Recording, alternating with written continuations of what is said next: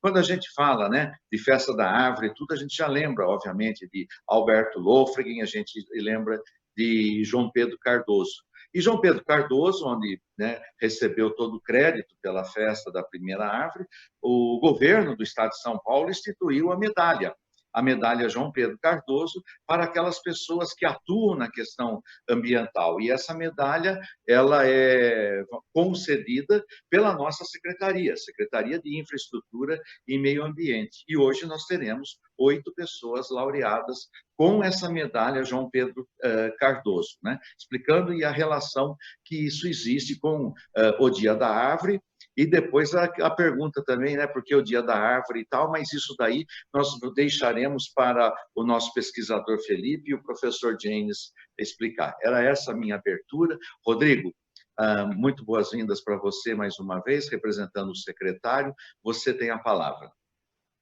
Obrigado, Buti. Primeiro, eu acho que eu vou ter que, até eu chegar nessa elegância e educação igual a sua, Buti, vou ter que comer muito arroz com feijão ainda, viu?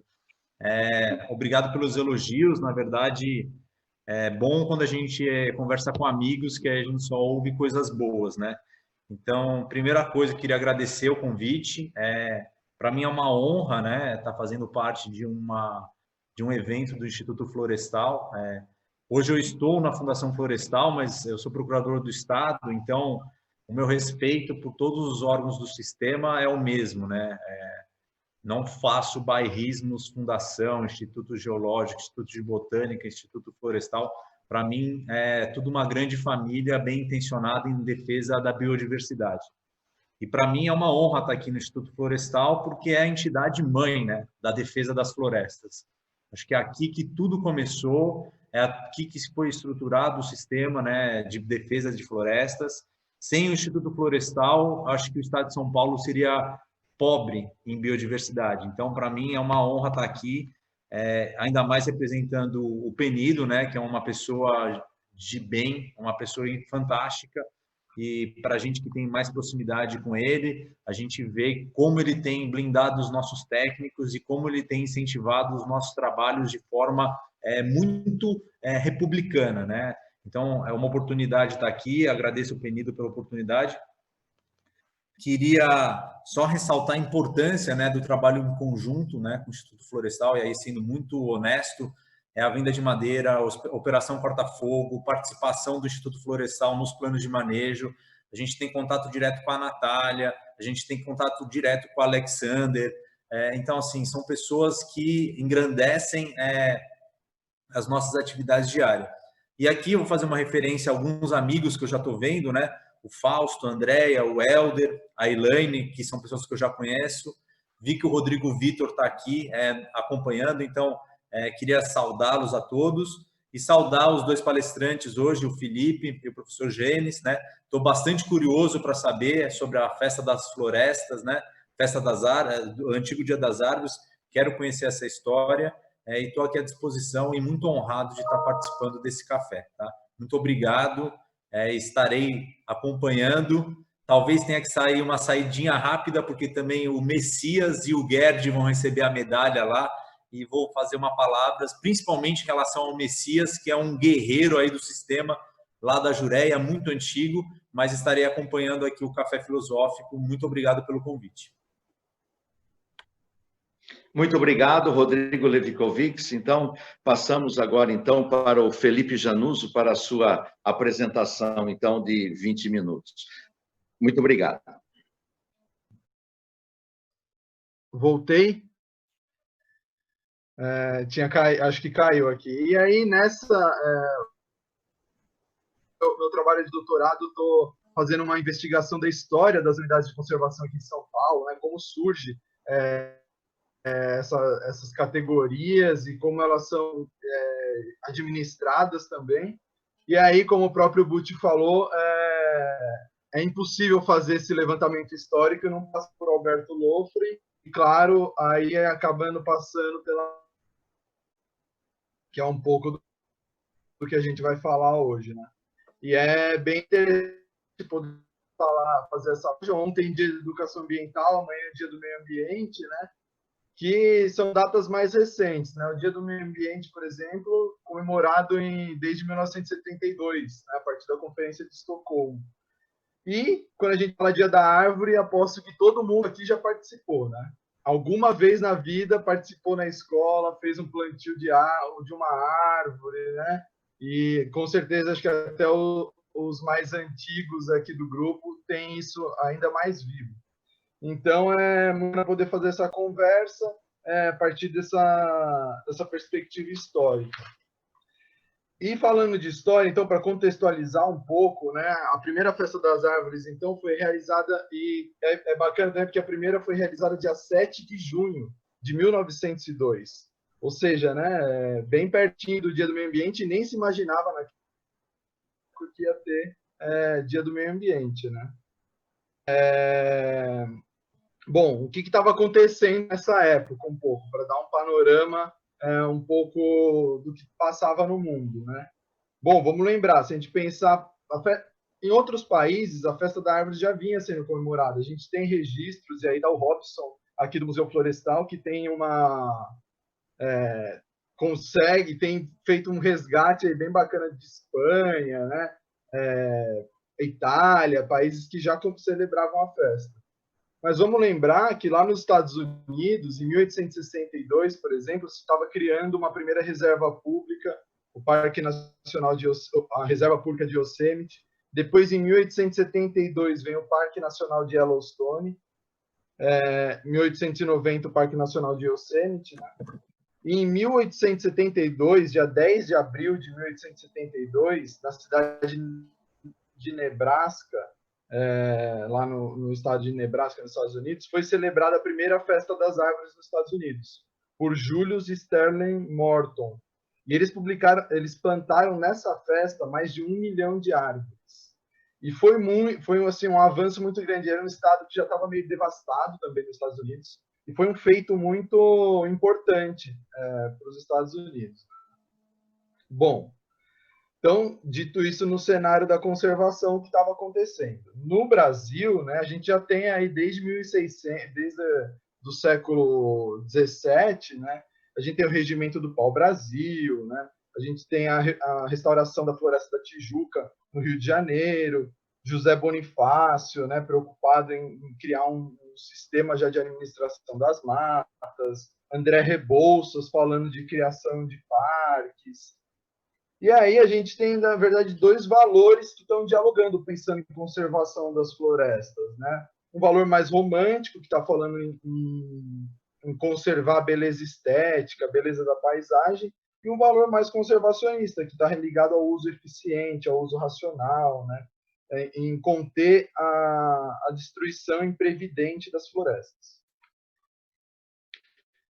Bom, em São Paulo, o que acontece em São Paulo nesse período? O próprio nome desse debate aqui já traz um pouco disso, né? O café virtual. Bom, o café se expandindo, né, pelo Estado, as ferrovias se expandindo pelo Estado, os imigrantes chegando. Para a gente ter uma ideia, no século XIX, para um trabalho aí do Mauro Vitor, né, que foi diretor do Instituto Florestal, o pai do Rodrigo Vitor, fala que no século XIX a gente tinha mais de 80% de cobertura florestal no estado. Em 1907, isso já tinha caído para aproximadamente 50% de floresta. Deixa eu ver, acho que é isso, 58%. Então a gente tinha um consumo, um avanço de desmatamento muito grande, né? E a gente lembrando aí também, nessa ebulição que estava São Paulo, né, ocupação, expansão para o interior, em 1886 se cria a Comissão Geográfica Geológica. Eu vou falar um pouco isso porque eu não sei também quem é o público que está aqui, então é bom a gente dar uma contextualizada geral, né? Se cria a Comissão Geográfica mais adequada para plantio, onde tinha mineral, né? Onde estavam os recursos hídricos. E essa comissão foi formada por uma série de especialistas. Um deles, como todos vocês, talvez aí uma grande maioria já conhece, o Albert Lofgren, um sueco, que nasceu em 1854, chegou aqui no Brasil em 1874 para participar de uma expedição e nunca mais foi embora, né? Morreu no Rio de Janeiro em 1918. Bom, Lofgren passou por alguns lugares antes de chegar aqui em São Paulo. Passou por Campinas, né? E em 1896 ele foi convidado para assumir a direção do Horto Botânico de São Paulo, que é onde, acho que o Butch está aí, boa parte dos colegas estão até hoje, né? O berço da conservação de São Paulo, aí o Horto Florestal, que depois muda de nome, né? E ele cria esse horto botânico e um serviço florestal, já pensando, né? São Paulo sem floresta vai ter problema com mudança climática, vai ter problema com água, vai ter problema com fertilidade do solo. Ou seja, ele já está falando de serviços ecossistêmicos em 1895, 1896. Né? Ele era considerado um racionalista, que queria utilizar a natureza, né, os recursos naturais de forma racional. Até se fala que ele pode ter sido aí um pai do termo desenvolvimento sustentável aqui em São Paulo, apesar de esse termo ter sido cunhado só depois, a partir de 1970. Né? Bom, o Lofgren começa a trabalhar aí no horto florestal, no horto botânico, né? Os primeiros anos muito difíceis, mas eles intercambiavam muita informação já naquela época. Não era tão fácil como o WhatsApp hoje em dia, mas eles trocavam informação com outras instituições. E eles sabiam o que estava acontecendo, por exemplo, nos Estados Unidos. Né?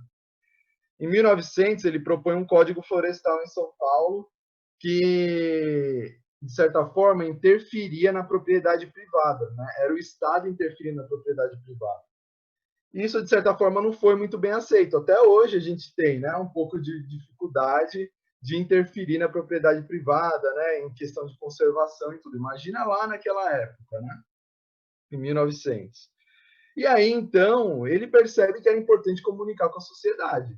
Era importante fazer com que a própria sociedade compreendesse a importância de conservação das florestas. Ele chega até a propor um serviço florestal de particulares, né? E começa aí toda uma efervescência de publicar artigos em jornais, manuais, né?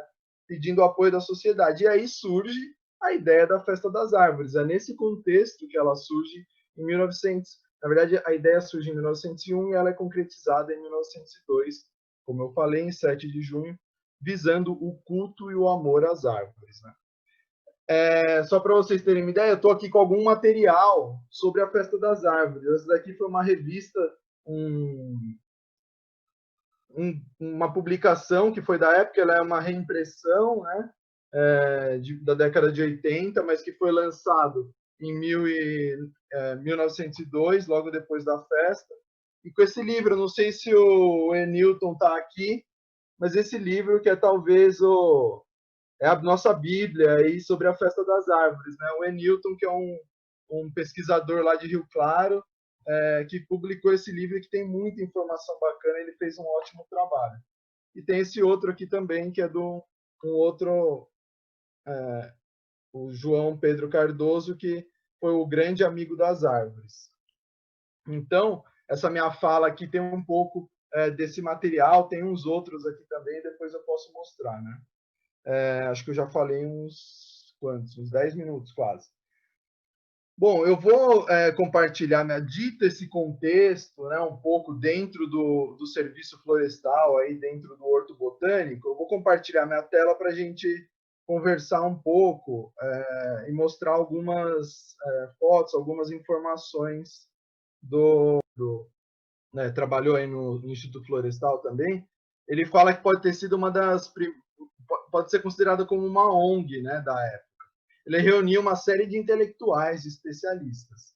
Entre eles, passou por ali o João Pedro Cardoso, que foi um dos que realizou a Festa das Árvores. Ele tinha 32 anos nessa época. E o outro que passou foi o Coelho Neto, que foi considerado o propagandista da festa. Né?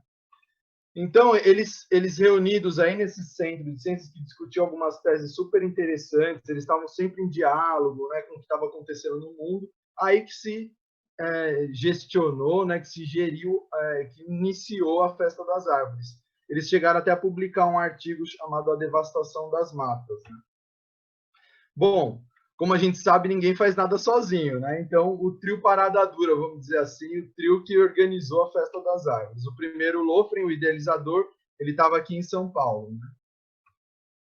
Bom, para a gente ter uma ideia do que o Lofren escreveu sobre a Festa das Árvores, né? Terá o Arbor Day, aí inspirado nos Estados Unidos. Portanto, sorte de dar-nos o que a locomotiva nos tirou e fornecer ainda a esta mesma locomotiva o que necessita para que ambos, de mãos dadas e unidas, como irmãos, possam trabalhar no aumento constante do nosso progresso da grande pátria brasileira. Eis o que fará o Arbor Day. Eis o que significa também esta bela iniciativa da próspera cidade de Araras no faustoso dia de hoje. Bom, o outro que organizou, até tem no livro do João Pedro Cardoso, é interessante, ele fala que o Lofren deu a ideia, mas quem realizou mesmo, quem pôs a mão na massa para fazer, foi o João Pedro Cardoso, né? Ele era um engenheiro, ele tinha 32 anos nessa época, ele já tinha participado, ele tinha já trabalhado em estradas de ferro, e foi selecionado para ir trabalhar como inspetor de agricultura lá no Distrito Agrícola de Araras. Ele participou, então, desse Centro de Ciências, Artes, Letras e Artes de Campinas, que existe até hoje, e ele criou lá em Araras a Escola Prática de Trabalhadores Rurais. E foi nessa escola que se organizou a Festa das Árvores. Essa rede de especialistas, né, eles tinham uns ideais conservacionistas, eram até considerados como um início, talvez, aí do ecojornalismo, da divulgação científica. O Enilton Daltro, no livro dele, ele traz que a Festa das Árvores foi o primeiro movimento ecológico brasileiro, considerado. Né? E a ideia aí dessa festa foi integrar cientistas, políticos, estudantes e cidadão comum, né? O cidadão da cidade, pensando uma forma de educação para gerações futuras e para um país melhor. Aqui, né, um pouco do que o João Pedro Cardoso escreveu na época. Precisamos pensar no futuro do nosso estado. E um dos meios mais práticos e acessíveis de iniciar a campanha contra a devastação, feita sem método e sem princípio, está, incontestavelmente, na Festa das Árvores. Bom, mas até hoje a gente sabe que para uma boa festa a gente precisa ter um bom marqueteiro, né? Um bom divulgador, um bom propagandista. E para isso foi eleito, participou aí o Coelho Neto. Ele seria, a gente falando aqui, seria como se fosse o Paulo Múzio, né? O nosso divulgador científico aí, que escreve matéria, que divulga, que administra as redes sociais. Nessa época não tinha isso, mas ele articulou para que fosse publicada essa revista da semana, que era distribuída em vários lugares do Brasil. Ele articulou todo o processo de divulgação aí da festa. Deixa eu ver. O Coelho Neto, na época, ele tinha 38 anos e nasceu no Maranhão, né? Depois fez faculdade de Direito no Largo São Francisco, aqui em São Paulo. E ele foi considerado um dos maiores escritores até 1922 aqui em São Paulo. Para a gente ter uma ideia do que ele escreveu, né, num jornal da época, eu, que tive a fortuna de dormir agasalhado por uma floresta, posso dizer-vos, crianças heróicas do Renascimento, semeadoras benditas da segunda geração floral, fazei o bem às árvores, que elas saberão corresponder à vossa caridade. E lembrai-vos de que a festa de hoje é o início de uma redenção. Renovar a flora é robustecer a pátria, da qual as flores, as florestas, são os reservatórios de vida e de fortuna. Então, é interessante esse olhar, né? Tanto vinculando a ideia de conservação como uma ideia de pátria, né? De patriotismo, como também uma ideia de recursos naturais, né? Da gente utilizar melhor, de uma forma mais racional, esses recursos. Bom, mas eles estavam lá preparando, né, nos preparativos da festa, que envolveu um mês aí quase de preparo, né, mas aqui de São Paulo estava partindo a comitiva de autoridades, né. O então presidente do estado de São Paulo saiu daqui da Estação da Luz e eles foram passando em vários lugares. Essas fotos não são específicas da viagem, mas para a gente ter são do mesmo período, né. Eles saíram daqui de São Paulo bem cedo e foram passando em alguns lugares, pararam em Jundiaí, pararam em Campinas, e onde eles paravam eram recebidos com festa, com fogos, bandas, né, que iam alegrando aí esse trajeto. Pararam em Limeira também. E dos preparativos, né? Então, imagina organizar uma festa dessa naquele período. Uma das preocupações era que podia chover. Mas o milagre veio, e o céu azul esplende lá em cima, risonho e formoso, refletindo a alegria dos corações. As ruas, né, de Araras, desde a estação até o Largo do Jardim, ornamentadas. E daí, até o lugar da solenidade, arcos de folhagem, flores e bandeirinhas de cores palpitantes, felizes a aragem buliçosa. Um delírio de entusiasmo. Então, toda uma preparação para organizar a festa, e também teve a preparação dos alunos, né? Todas as entidades de ensino foram convidadas, eles ensaiaram um hino, eles ensaiaram uma coreografia para participar, né, da festa. Bom, e chegaram lá, então, a comitiva oficial, a comitiva presidencial, chegou por volta do meio-dia lá em Araras e partiu em comboio, né, em carros, até o local do evento, que era a Escola de Trabalhadores Rurais, Senador Lacerda Franco. Às 14 horas, começou a desfilar o préstito organizado assim. Banda de música do Corpo Policial do Estado, sob regência do maestro Tenente Antão. Abriu o préstito a senhorita Julieta Rosas, filha do capitão Inácio Rosas, conduzindo o rico estandarte da Festa das Árvores, feito de cetim verde com bordados a ouro e seguido de 4 estandartes, delicada e artisticamente arranjados com os seguintes dizeres: 7 de junho de 1902, Araras, Estado de São Paulo. Bom, essas daqui foram as portas-estandartes, né, a Almerinda e a Julieta Rosa, o cortejo, né, que passou aí pela cidade. E esse aqui é o estandarte que o Enilton conseguiu tirar uma foto, e acho que a Natália está com um aí atrás do ano passado, depois a gente vai mostrar ele também.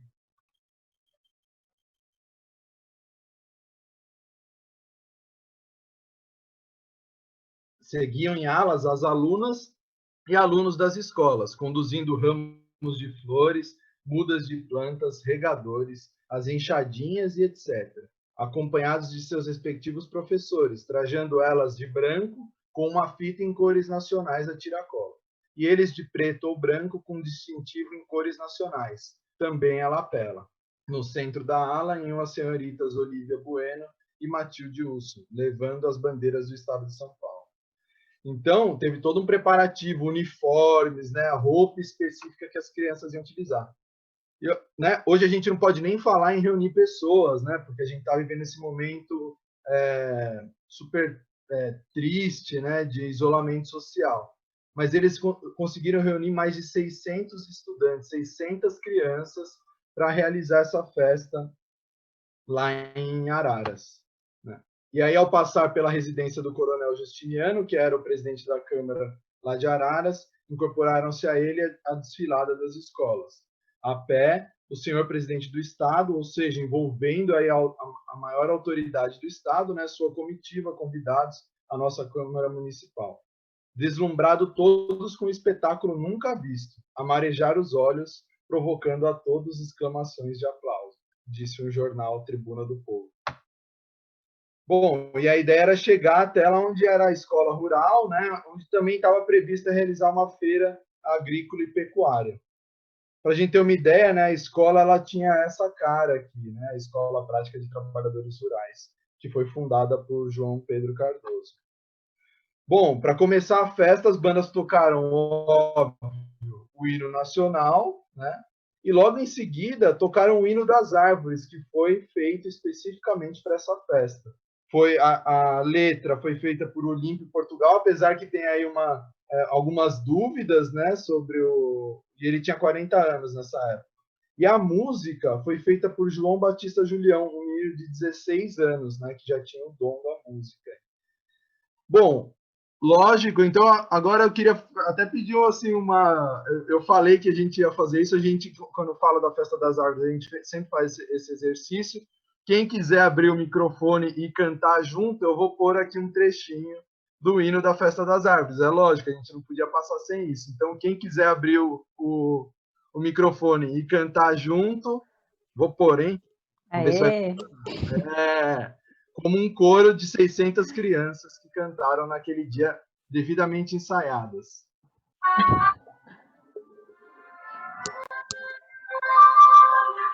Vemos das árvores da festa.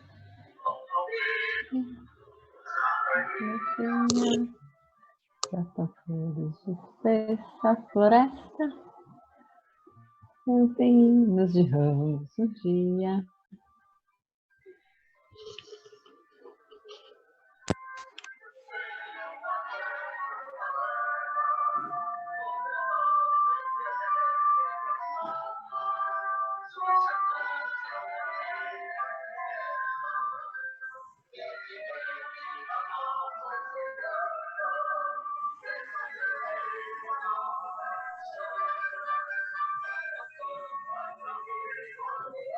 Da criança pede a terra da vida o condão.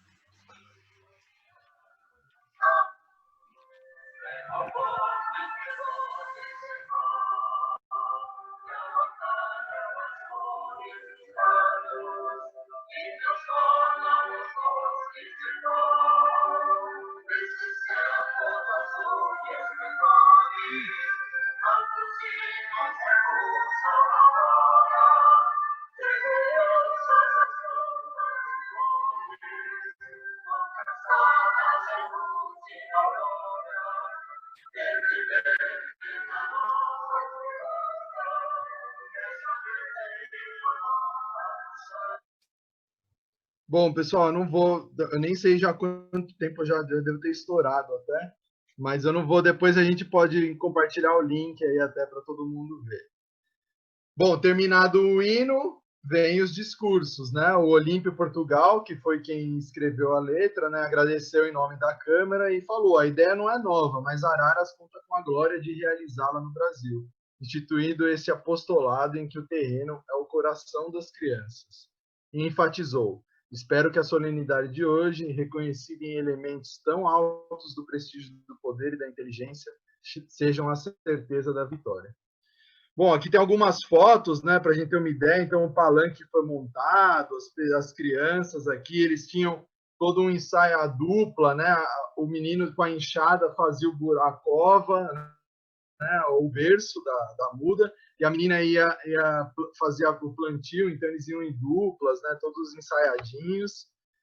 Mas aí uma das participantes no livro do Enilton é até engraçado, né? Foi mesmo muito bonita a festa, mas não houve comida nem bebida. O que houve demais foi discurso, no comentário dela. Bom, aqui também uma outra foto para a gente ter uma ideia. E aí, logo depois dos discursos, as autoridades desceram do palanque, né, e começou o plantio de 242 mudas que foram enviadas aí do Horto Florestal de São Paulo, aí do atual Parque Estadual Alberto Loffen, produzidas pelo então diretor, né, e sua equipe, o Alberto Loffen, jacarandá, jequitibá, aroeira, cabriúva, angica, peroba, né, uma série de espécies. E aí o governador, né, o presidente do estado desce, recebe uma muda e faz o plantio. Né? Ele plantou o Domingos de Moraes plantou um pau-brasil e o Justiniano plantou um cedro. É isso. E as outras 240 mudas foram plantadas pelas próprias crianças. Né? Daí as crianças entoaram novamente o hino, junto com a banda, e alguns outros meninos. Eu acho que essa frase é super bacana também. Todos armados de instrumentos agrários, como pás, enxadas, regadores, desfilaram então pelo pavilhão todas as crianças, sendo a cada uma delas distribuídos cartuchos de doces, assim como pelas excelentíssimas senhoras. No livro, eles falam que também foi distribuída uma limonada. As crianças então foram presenteadas aí com doces e uma limonada. E no final foi distribuído esse cartão, que é como se fosse um cartão postal, né, para a época, com uma folha, né, e também com um texto aí super bacana que o próprio Coelho Neto fez como uma lembrança para quem tinha participado desse evento. E aí a festa terminou por volta das 5 horas, depois também eu posso deixar aqui para a gente ler junto até esse texto que fala né, dessa necessidade do amor, de defender as árvores, né, que fazem parte da nossa vida. E aí a festa continuou à noite, né? Teve uma série de saraus literários, né, música, aí inclusive na casa do presidente da Câmara, o Coronel Justiniano, depois dessa queima de fogos, né? E esse jantar que foi oferecido, então, e aí o Enilton traz até um pouco desses banquetes que foram servidos, né? Os saraus, né, foram restritos aí para as autoridades, mas a população seguiu em passeata, né, em cortejo à noite, e foi no coreto principal da cidade, que essa foto aí representa um pouco isso, e também fez ali a sua celebração, a sua festa, né, com recitais, com a própria música. Ou seja, uma ideia de aliar, né? O plantio. Hoje a gente, quando fala Dia da Árvore, muitas vezes é um plantio de uma, né? A gente vai lá e planta uma árvore. Nessa daqui eles tentaram incorporar outros elementos e por isso mesmo chamaram de Festa das Árvores. À noite, um menino de 8 anos, que era filho do Olímpio Portugal, ele recitou poesias, né? Teve uma outra criança também que recitou uma poesia, todas ligadas às árvores, né? Às florestas, a paixão pelas plantas. Aqui essa poesia, As Flores e os Pinheiros. E aí, acho que essa frase do Coelho Neto aí mostra que ele era, acho que, um ótimo comunicador mesmo, né? Isso ele escreveu em 1902, que essa festa seja imitada em toda a República, onde só a política tem sido mais funesta que o machado. Que às vezes a gente pode até, quem olha pode até pensar que talvez seja atual, né, essa frase.